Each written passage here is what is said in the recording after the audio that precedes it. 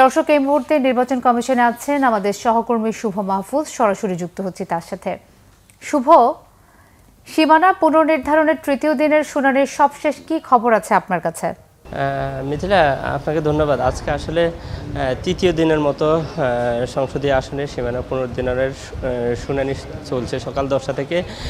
ঢাকার আশপাশে যে 16টি আসন, এর মধ্যে হচ্ছে মুন্সিগঞ্জের 1, 2, 3, মানিকগঞ্জের 1, 2, 3 এবং নরসিংদীর 2, 3, 6 এবং গাজীপুরের 1, 2 এবং 6 নম্বর আসনের শুনানি চলছে। মোট 16টি আসনের সীমানা পুনর্নির্ধারণের কাজ চলমান রয়েছে।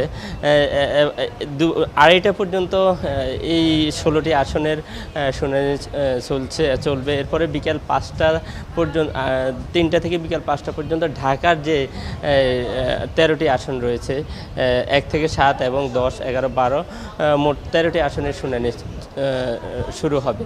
আমরা এখন পর্যন্ত জানতে পেরেছি যে শুনানি চলছে, এর মধ্যে গাজীপুরের যে একটি আসন এখানে বৃদ্ধি করা হয়েছে। গাজীপুরের 2 এবং 2 নম্বর যে আসনটি, সেই আসনটি ভেঙে আরেকটি আসন বাড়ানো হয়েছে, 6 নম্বর আসন, এবং সেটি বাড়ানোর পরই এখানে স্থানীয়রা কিন্তু খুশি হয়েছেন। আবার যে আসন থেকে ভেঙে একাংশ অন্য আসনে নেওয়া হয়েছে তাতে তারা কিন্তু বিরূপ প্রতিক্রিয়া জানিয়েছেন।